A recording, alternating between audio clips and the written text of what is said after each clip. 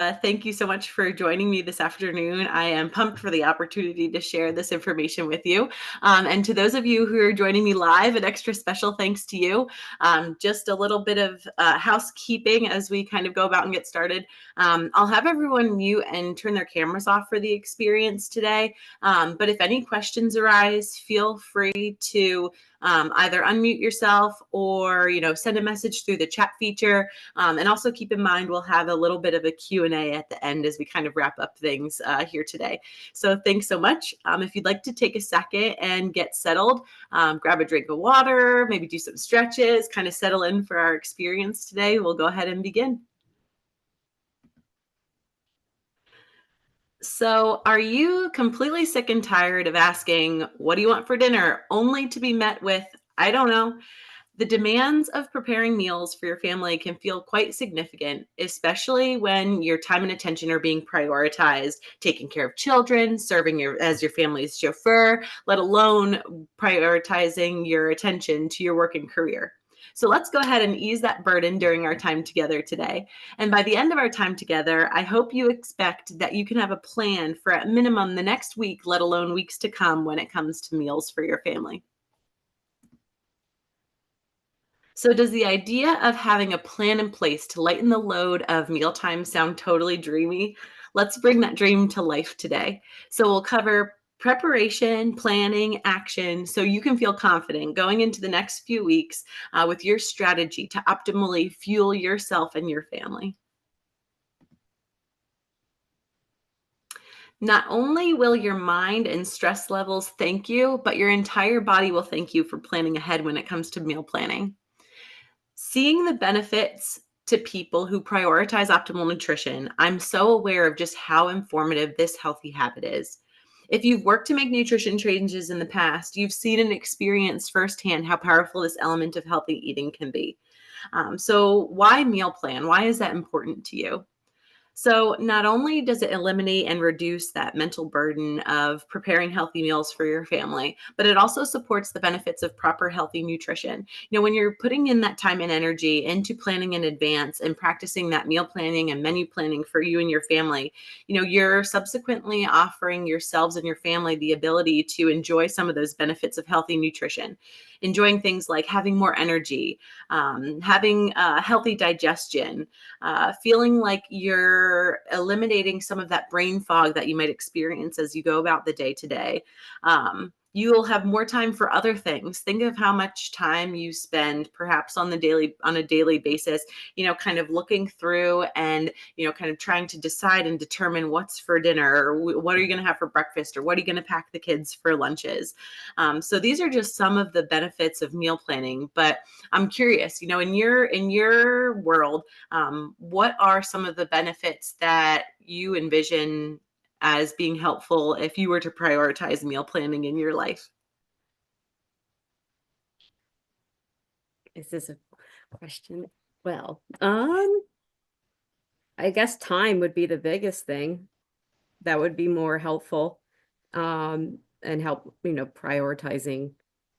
I guess time's the biggest thing for me when it comes, Yeah. and throughout the week if you're not planning something, I guess you end up eating not as healthy foods because you're not planning that time to prep everything. Or yeah, I'm not sure if I'm answering that question Yeah. exactly the No, way. I appreciate that feedback. Thanks so much for chiming in. So absolutely, hearing you loud and clear there, where time is a huge element, as a working mother and, like the time commitment outside of the home to your job, it can be a real demand of your time to even just, kind of consider the idea of what to prepare for breakfast, lunches, and dinners, that kind of thing. And two, you're totally right. How soon are we to jump to either a fast food option or takeout when there's not that planning in advance? So thank you so much for pitching in there. So moving forward, we'll go ahead and chat about what gets in your way. So some of the things that might pop up and kind of get in your way of prioritizing menu planning and meal planning in your life are, perhaps you're not sure of what a healthy choice for a meal is. And we'll definitely touch on this today. By no means is this going to necessarily be like a nutrition 101 experience, but we'll touch a little bit on that just so you have some key takeaways and key things to keep in mind as you're thinking about healthy meals for your family. Not necessarily feeling like it. Self-efficacy and that ability to do things, even though you don't necessarily want to, can really be a helpful strategy and a helpful almost like muscle to build when we're talking about prioritizing meal planning, menu planning, and healthy nutrition. Food spoiling and food waste. You might be concerned about, having gathering what's necessary to make the meals that are in your meal plan and menu plan, but have concerns about what's going to last in your fridge, what's going to last on the shelf in your pantry, what's going to last in your freezers and refrigerator, that kind of thing. Next, unexpected demands on your time. Life happens, and you all full well know and recognize that life with children comes with its ups and downs and twists and turns.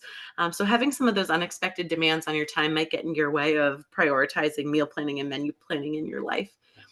Not having the right ingredients. Let's say you're doing your research and you're coming up with your menu plan, and then you go to prepare it and cook dinner for yourself on Tuesday night, and all of a sudden the recipe that called for brown rice, you look in your pantry and you don't have any rice at all. You're absent of that ingredient. So that can feel frustrating, and that can often get in the way, not having access to the ingredients that are going to, kind of fulfill your recipe. And then lastly, absence of planning ahead. When you find yourself getting to the work week and you're thinking, oh man, where's my plan? What are we going to do for meals? The absence of planning can really get in your way. So we are absolutely going to conquer these today. But I'm again curious, in terms of what gets in your way of meal planning and prioritizing this, what are some things that come to mind? And feel free again to offer your responses through chat or unmuting yourself. Oh, well, I'm just gonna chat here, or I guess Yeah, chat is a little different than the microphone, but verbally chat. I'm gonna verbally chat. Food spoiling is definitely one of the bigger ones. Not knowing if a fruit or vegetable or more vegetable is no longer edible. Um, and then I guess the fear of eating something that is, I guess you say bad or spoiled.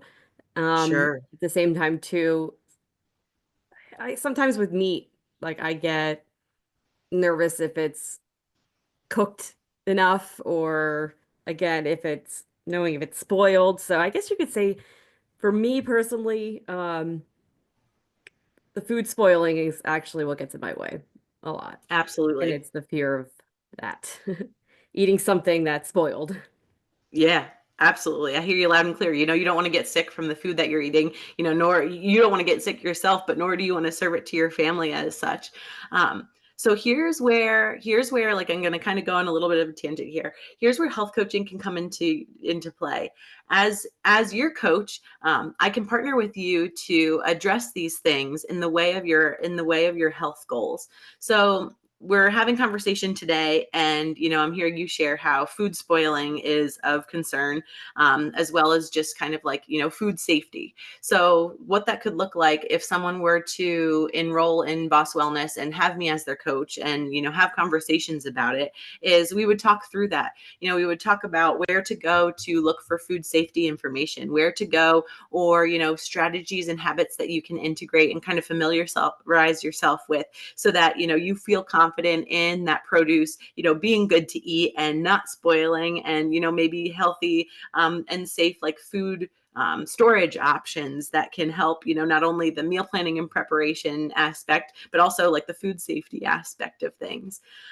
So ultimately, if you're feeling like, some things that are getting in your way that are just too overwhelming to go at it alone, certainly book a discovery call with me today at voswellness.com so we can talk through and start helping you to make progress and enjoy the benefits of meal planning and subsequent benefits of healthy nutrition. So ultimately, I'm here to help equip you with the knowledge, tools, and skills so you can live your healthiest life and enjoy your healthiest self, all while feeling and looking your best. So we'll go ahead and dive into a little bit of nutrition education here, and then we'll really get into kind of like the meat and potatoes, pun totally intended, of today's experience. All right, so if you're not sure how to go about preparing healthy meals, these 5 strategies from the USDA will help get you headed in the right direction. Now, I know that everyone has different nutrition needs, preferences, sensitivities, allergies, and all that kind of thing. But if we're talking to the general population, these 5 elements can really be helpful in kind of kickstarting and kind of catalyzing your experience in prioritizing healthy nutrition. So when you eat the same things over and over again, you could be putting yourself and your family at risk for developing some nutrient deficiencies. So one thing and one kind of opportunity to keep in mind is eat the rainbow. Choose a variety of healthy foods and other food groups such as protein, lean meat or a plant-based source, beans, legumes, nuts, that kind of thing, dairy, grains, and really prioritize again that kind of rainbow in terms of your fruits and vegetables. So when it comes to fruits and vegetables, our second kind of element of the big 5 today is fill up half your plate with fruits and vegetables at your meal. Prioritizing those foods, really prioritize the nutrition quality and kind of benefits of fiber in those foods, while also, kind of prioritizing foods and filling your plate with half foods that are, perhaps not as calorie dense, which could help, benefit you if you're looking to experience things like maintaining a healthy body weight, kind of enjoying a more plentiful full plate without the extra, perhaps calories, added fats, salts, sugars that can kind of come with that. So tweak your nutrients. So focus on foods rich in fiber, calcium, vitamin D. Reduce foods rich in added salt, not so healthy fats, and added sugar. Um, when it comes to shifting your sweet tooth, opt for foods that are naturally sweet, such as fruit. You could use something like smashed banana or applesauce in things like baking. You could use cinnamon and vanilla extract to enjoy like a naturally sweet flavor in things like drinks, yogurt, cottage cheese, that kind of deal. And then lastly, the typical American diet is so overpacked with salt. So instead of reaching for the salt shaker at a meal, perhaps reach for an herb or a spice like garlic, parsley, basil, and choose some of those spices or some alternative spices to enjoy that kind of extra nutritional flavor without the salt. All right. So next, here is our first of 3 elements for today. So do you feel completely overwhelmed by the thought of planning meals in advance? So here's where we start. To my type A friends out there, this one's for you, but my type B, C, and D friends, stick with me. This is going to set you up for success and will likely be a necessary step for you to really master and kind of excel in the meal planning. So first, go and pff yourself. And when I say pff, I mean pantry, freezer, fridge. Take inventory of all the nooks and crannies. You could use this time and be extra efficient, ridding yourself of those random leftover bits stuck in the back of your fridge, the mystery meat that's been in your freezer since you moved in, and the random chip crumbs, cracker crumbs that are in the bag that no one cared to throw out when they were finished with, all the whole more appealing ones. So while you're taking inventory, you absolutely should make technology your friend and document this. Write down what's available to you. So you almost have like a master list of what's already accessible to you. And if you're using something like your smartphone, a list, or even like a Google document or something like that, you can readily share that and have access to that through your phone. So that, if you're at the grocery store and you want to quick reference what meats are in your freezer or, what produce is in your fridge, you can do so without much effort. So now don't just picture yourself doing this. take a minute and make a plan for when you could go about doing this. Is there a weekend day where you and your partner can take the kids, and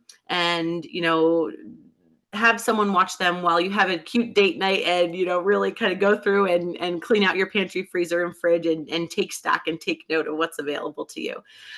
You could even make a friend date out of it and recruit a fellow mama to help you in this venture, and then return the favor at her house the next time you're talking about cleaning out and really pfing yourself, taking inventory of that pantry, freezer, fridge. So next up, planning. So with planning, absolutely don't go it alone. Ask your family for menu ideas. Oftentimes, everyone is, every working mother is, faced with that opportunity for that dinner time rush. You're getting home from the work day, you're getting home from daycare or school or whatever. People are hungry, you're needing to get the night on the way. Perhaps you have places to go afterwards. So friends, family, can absolutely be resources for the actual planning part of this, the actual kind of meal planning and menu planning. You could also hire a health coach or a registered dietitian to support you in this. So my limits as a health coach is I don't produce a meal plan for people. I don't tell you what to eat, when to eat, the quantity to eat, but rather you and I work together in more of a kind of ebb and flow, kind of question and answer experience where, you share about your preferences and priorities when it comes to nutrition. And then I can share with you, some opportunities and, help equip you with that knowledge, tools, and skills, so you can get to where you want to be in terms of healthy nutrition and meal planning. So next up is menu plan. So create a list of breakfast, lunches, dinners, and snacks for the week or two if you're anything like me. And really kind of get your thoughts down on paper. What are some of the meals that you actually want to prepare when it comes to meal planning and menu planning? Next, menu planning. So prepare a protein or two, several veggies, healthy fruits to have on hand, good sources of grains. And these can be your staples, your sources of lunches for the week, your sources of breakfast for the week, your sources of dinner for the week. Another element of planning that's really important is your grocery list. So perhaps generating something like a shared grocery list would be helpful where, all perhaps adult family members or, people with older children can really contribute to that grocery list. When they're using up the last bit of milk that was in the fridge or, they've grabbed the last banana before soccer practice or what have you. So keeping and sticking with your grocery list can also really help you to save in the cost factor. I know, in this day and age, we're faced with some incredibly strange and profound changes when it comes to grocery items. And so sticking to your grocery list and planning ahead can really help you in terms of cost and nutrition. You won't be, by sticking to your list, you're not tempted by some of those, kind of unhealthy snacks that are, scattered around the grocery store. And you can really prioritize what's on your plan and what's on your grocery list for your healthy, nutritious meal plan. And then the last element of planning could be a menu calendar, jotting down some of the meals that you're going to have throughout the week so that people are well informed and, have an idea of what to expect. This could also offer the opportunity of older children to pitch in with some of the preparation necessary. Let's say they're getting home from school early, and have some time to burn before you arrive home from work. Perhaps they could do something like dice up some fruit or, peel the potatoes before a meal or something like that. All right. Next step, action. So actually do the grocery shopping. And we are so fortunate to live in an era where online grocery shopping and online pickup is an extreme time saver. If you haven't utilized that option, let me tell you, not a single mother with whom I've worked in the past who's tried this said, I hate grocery store pickup. Perhaps their chief complaint is, ooh, my bell pepper didn't look as nice as I would have liked, or, my avocados were overripe or underripe and I couldn't use it that week for a meal. but rather, usually the general feedback is it was so nice to just swing in and have all my shopping done for me. So again, when it comes to action and putting together your plan, prioritize that opportunity to grocery shop, whether it is in store or online, and, perhaps look for some of those time savers like the online grocery shopping. Next, execute meals. So, if you've ever heard of the cook once, eat twice method, so this is, you're preparing a meal and perhaps you prepare a double portion. You stock half in your freezer for another day and then have a ready made, meal that you just have to heat up in an evening where, cooking time is not applicable and not available. And you can enjoy, a delicious stew or soup, or, perhaps some kind of casserole dish in a moment's notice, as opposed to needing to totally, kind of blow up your kitchen cooking a meal. So another element of kind of cooking once and eating twice could be something like preparing a main staple of a meal. Let's say you prepare chicken breast, and you have chicken breast, wild rice, and broccoli and sweet potatoes for dinner one night. You could cook a double portion of that chicken and then the next night shred it up and have chicken tacos for dinner. So you're really only cooking chicken one time, but you're just utilizing and taking advantage of the leftovers that you have to alleviate some of that cooking time and, kind of burden another night that week for another meal.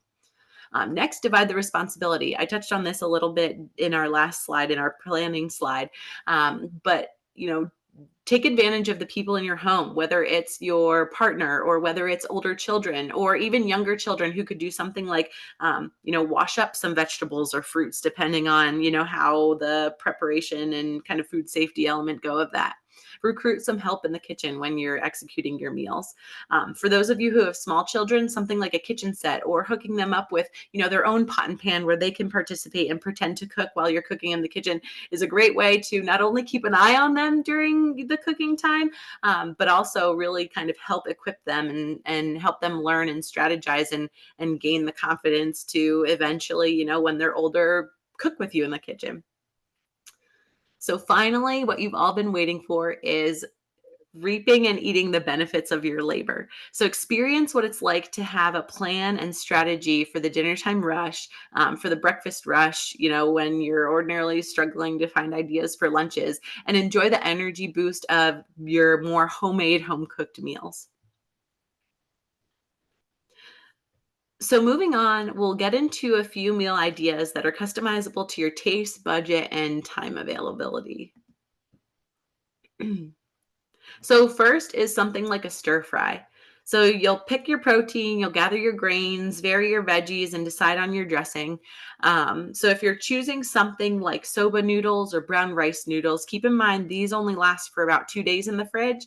However, some of your more like hearty grains, such as farro or buckwheat, last 3 to 5 days in your fridge. So depending on how you want to go about planning your meals, just know that you might want to go a little more conservative if you're using some of those, kind of pastas and rice dishes, in terms of cooking a batch for the entire week and really, kind of going about it in terms of menu planning as opposed to meal planning. So something like a stir fry, you cook up your protein option. If you're doing something like an egg fried rice, then you're cooking the eggs after your veggies and things have been sauteed. But if you're choosing something like shrimp, chicken, or beef, you're cooking that off first, kind of either moving it to the side or waiting till it's about halfway cooked and then adding your veggies to it. So how you can go about meal planning and menu planning this in advance is dicing up your vegetables at the beginning of the week when you bring them home from the grocery store and storing them in the fridge for a few days prior to cooking. Something like, if you're bringing home a like value pack of chicken breast or ground beef or something like that, perhaps it's portioning out some of those chicken breasts and putting the rest in a freezer safe bag to enjoy in the future. So you're kind of committing to that idea of doing the preparation in advance and then being able to reap the benefits of that preparation later on in the week. Lastly, things like dressings, certainly they're available on the shelf, but if you really wanted to be mindful and in control of how much salt and sugar you're intaking, you can certainly make some of these yourself from some pantry staples that you might have on hand. So our next idea is a grain bowl. So again, picking your protein, gathering your grains, varying your veggies, deciding on your dressing. Um, this can be a great way to really kind of eat the rainbow. One of my favorite things to introduce to grain bowls to try to get that purple color is purple cabbage.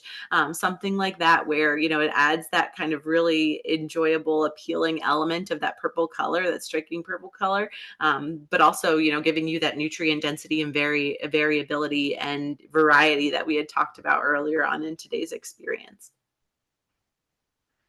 Um, so again, a grain bowl, you're layering that grain in the bottom of your bowl, and then you're kind of assembling everything else around it. So you can do a lot of preparation in advance, even when it comes to the protein. You could cook up a whole, perhaps a whole chicken breast or two. Cook up some ground turkey or some beef cubes and things like that. Make some tofu nuggets to have on hand to really kind of add that variety into a grain bowl. And deciding on your dressing, again, as I shared before, many of these dressings are available off the shelf. But if you would like to keep it super simple, oil and vinegar, or something like, a peanut sauce with some, rice wine vinegar, some soy sauce, and some sesame oil to really kind of enjoy that kind of creamy peanut buttery taste on your grain bowl. Another option is something like a bento box. So here's again, another option where you can really eat the rainbow and prioritize that balanced, kind of nutrient rich, high quality foods that are going to keep you full longer, and really support your and your family's health and well-being. So pick your protein. Great, easy, kind of more expensive one these days, hard boiled eggs. Again, I mentioned tofu nuggets on our last slide, or even something like, tuna salad or chicken salad, where, you're again prioritizing you preparing that, and then being able to eat off of it for several days moving throughout the week. So gather your grains. This could look like whole grain crackers, a whole grain wrap, or even whole grain or veggie like pita chips or something like that can really make a healthy addition to something like a bento box. Vary your veggies. Now, my recommendation here would be, just from a personal preference perspective, is use something that's a little more like sturdy and firm in something like a bento box.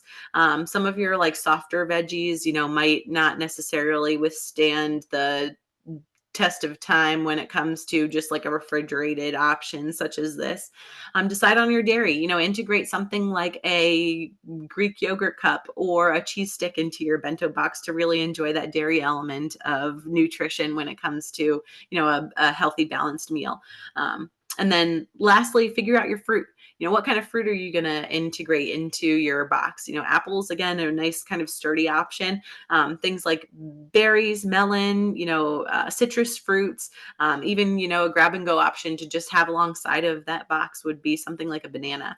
And, get creative. It doesn't necessarily have to be beautifully kind of catalog photo-esque.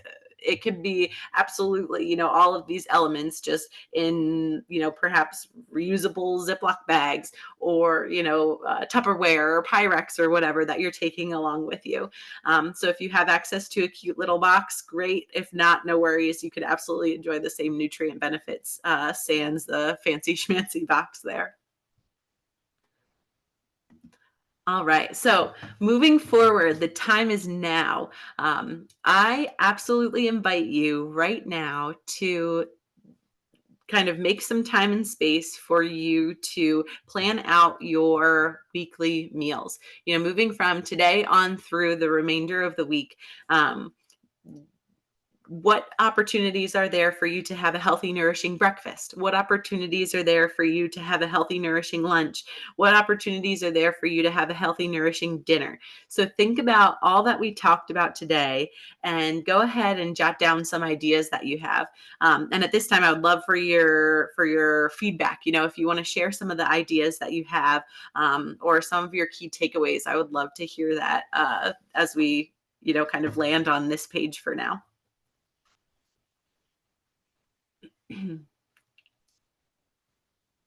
Can you repeat your question again? I'm Yeah, so yeah. sorry. So what meal ideas do you have moving forward throughout the rest of the week that you think would be realistic to plan?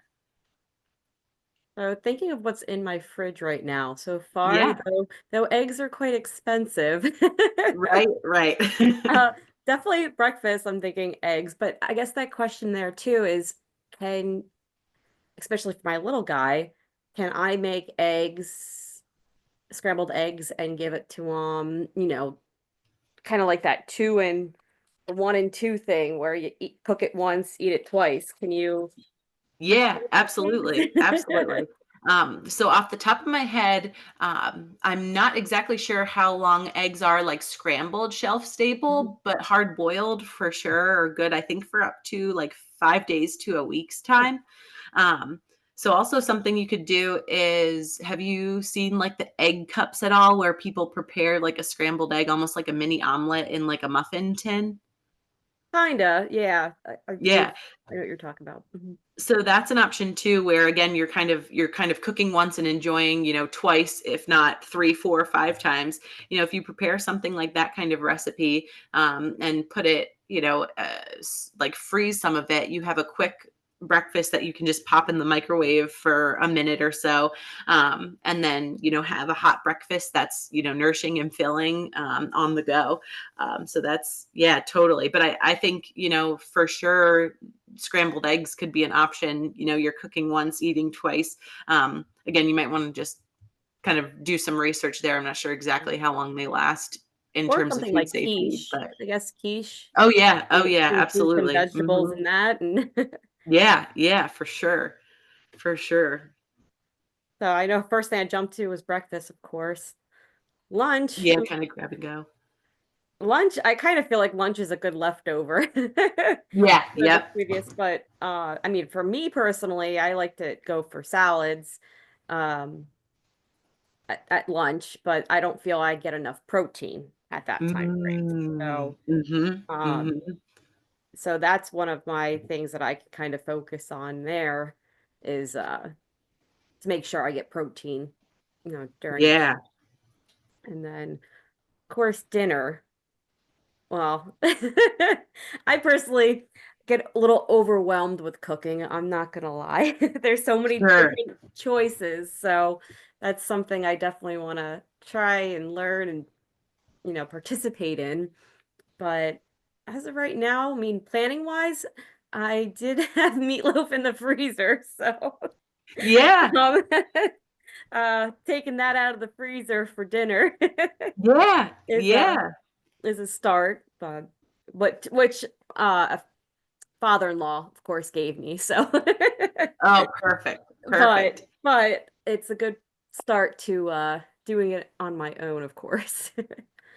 Yeah, absolutely. Like being able to enjoy that feeling of like having something to grab out of the freezer so quickly and so easily. You don't have to touch a dish hardly at all to warm it up and enjoy it for dinner. And you have that like nourishing protein that's really going to keep you full longer, coming to you for that dinner meal. And then too, thinking about cooking and kind of venturing down that rabbit hole. Um, Things like the crock pot can be really fantastic, where it's kind of like a dump and go and mindless. You don't necessarily have to watch it or pay much attention to it as it's cooking.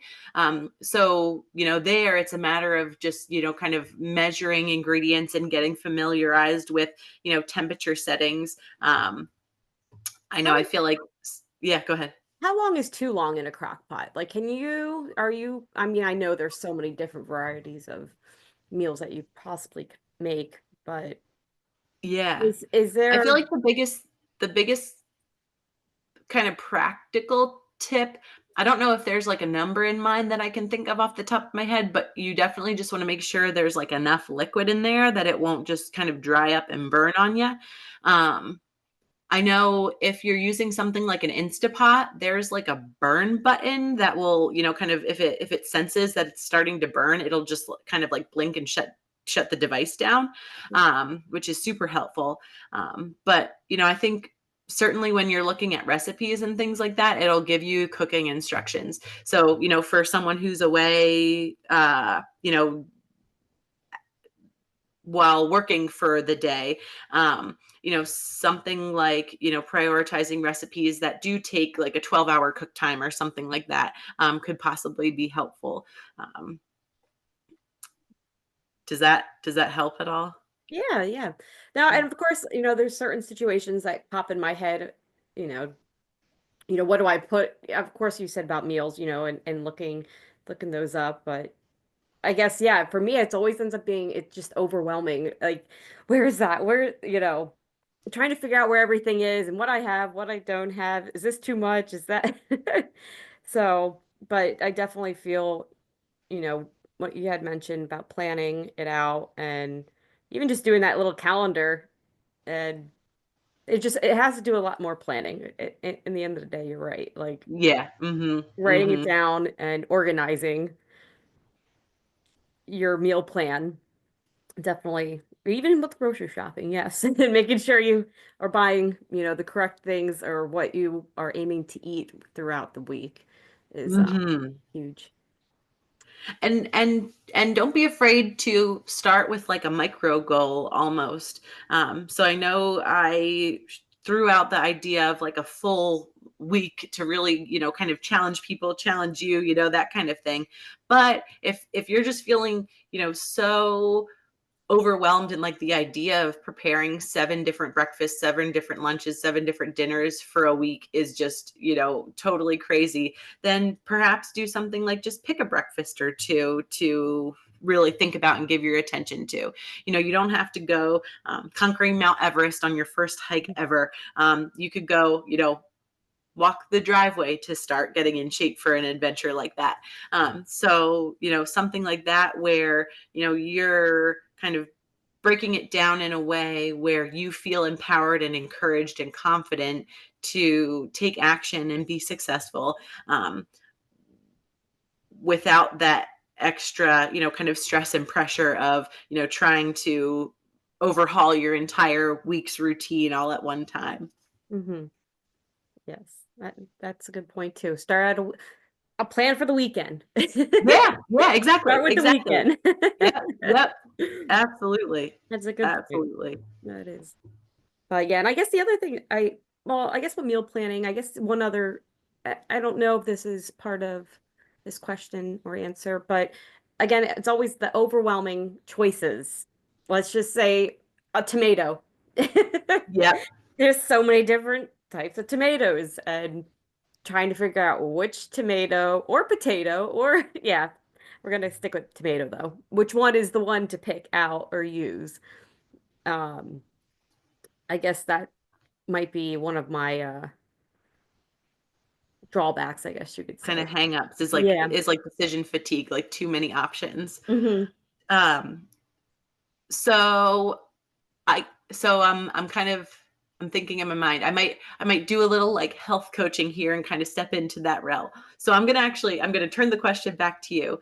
So thinking through, you're thinking about choosing a tomato. What what do you think would be important to look for when making that decision? Um, well, what kind of tomato okay, am I making a hamburger or am I making sauce Let's or something? Is let's that what? say let's say you're doing like a grain bowl or something like that. Where you're just incorporating a whole bunch of different veggies with your grain and your protein, and you're looking to have a tomato, in conjunction with that. Um, I'm not real sure. Yeah, yeah, yeah. Here. All right. So I'll totally give you some practical strategies there. So something you could look for is just seeing that the fruit kind of like looks nice. You know what I mean? That it's Mhm. free of like blemishes or mold or Okay. soft spots and that kind of thing. Mhm. I feel like that gets a little dicey when you're picking out a pack of cherry tomatoes. So maybe that's something that you avoid altogether, is like the risk of the possibility of like moldy or bad produce. You just choose a different option. You choose something that's a little bit more large, that you can kind of see in its entirety, Mhm. and make sure that it's a good kind of sturdy piece of produce. um, so I think too, a decision like that, it it might not necessarily matter too much. If you were to choose cherry tomatoes, there would be an element of ease in just being able to like wash them and use them. Mhm. But if you're choosing something like a larger tomato, I don't know, like, whether it's Yeah. whether it's some of those like Campari ones, or, a big like Better Boy or something like that. You can just kind of cut it up and dice it up and use it as you want to. Mhm. So it might not necessarily matter too much depending on the option. Now if your recipe is something like uh stuffed broiled tomato or something like that, maybe there's where the type could get particular, is like maybe you want that bigger one, so you can kind of hollow it out and fill in whatever toppings you want, and Mhm. then broil it in the oven. But yeah, I think for something like either a green bowl, or shoot, even if you wanted to incorporate tomatoes with your stir fry, the actual type might not matter so much. Okay. Cool. What are your thoughts as I share that? Okay, so I'm thinking pasta, and I'm thinking Yeah, Italian foods, and I'm thinking like maybe it's bruschetta. Is that what I'm thinking yeah, of? Like what is used, what tomato is used? yeah. So I think some factors that people might consider might be cost. Is there a tomato that's a little cheaper, or is there a tomato option that's like on sale or something like that, that they would choose? Perhaps some people might choose a tomato that's like a little less time consuming. And so in my opinion, and people might have differing opinions, but in my opinion, like a larger tomato would be easier to really like, just kind of get in there and cut up for something like a bruschetta, as opposed to like, cherry tomatoes, where you're needing to hold each tomato as you make the cut, and, be a little bit more like careful with your preparation when you're talking bruschetta. Um, what are Yeah. your thoughts?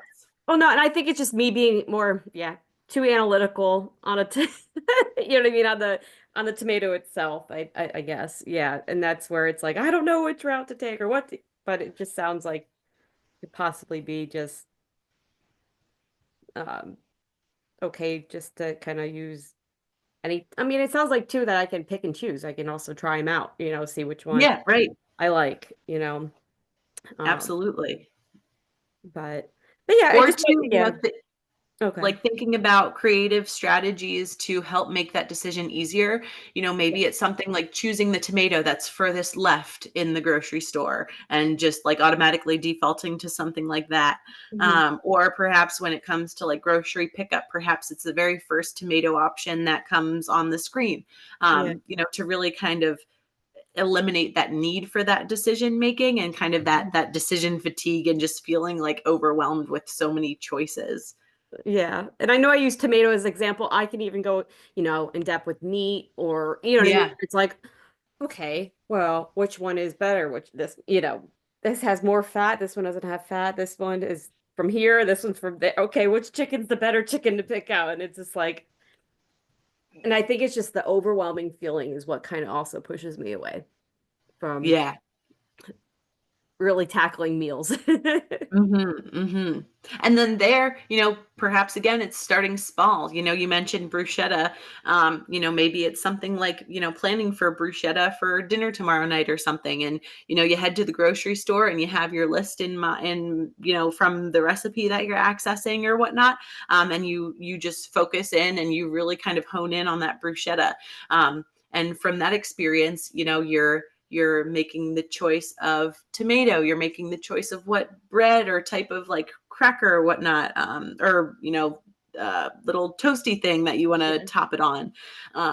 And you're really kind of honing in on one experience that will help kind of build your confidence and kind of um, dip your big toe, so to speak, into the experience of planning in advance and that kind of thing. Mhm. Yeah. Well, thank you. Yeah, for sure. And I just want to be sensitive to everyone's time. So if there are additional questions that you have, I would be thrilled to have a conversation with you, kind of offline, or next time we see each other or what have you. So I'll go ahead and we'll look to kind of conclude here. But yeah, again, like if there are any other additional needs, I'd love to chat through those with you. So if you're feeling, mama, like you are still hung up on that daunting task of pantry, freezer, fridge, pfing yourself in terms of inventory, let's talk through your specific nutrition, family challenges, kind of what's sticking in your way, or what's that sticking point that you think you're getting hung up on. And absolutely book a discovery call with me today. The discovery calls are free, no cost barrier there. And I would just love to have that conversation with you and kind of talk with you through some of the specifics of your current circumstances, and how you want to integrate and what's the holdup for you integrating something like meal planning and menu planning in your lifestyle. So secondly, don't keep this information all to yourself. Share this webinar with your best mama friend so she can enjoy some of these tips and tricks as well. All right. So next month, Mama, we are going to talk all things fatigue busting. And I can't wait for you to become equipped with real world habits to bust your fatigue and leave you feeling energized and ready to take on the world. So save the date and keep an eye out on social media and the Vos Wellness website for some of those registration links. So let me know how your meal planning goes. You can contact me by email, phone, text, even Instagram, direct message, and Facebook message. I 110% welcome any and all feedback on today's experience. So thank you so much for sharing your valuable time with me today. And I hope you enjoyed the Meal Planning Made Easy webinar. So take good care and enjoy the day. Thank you.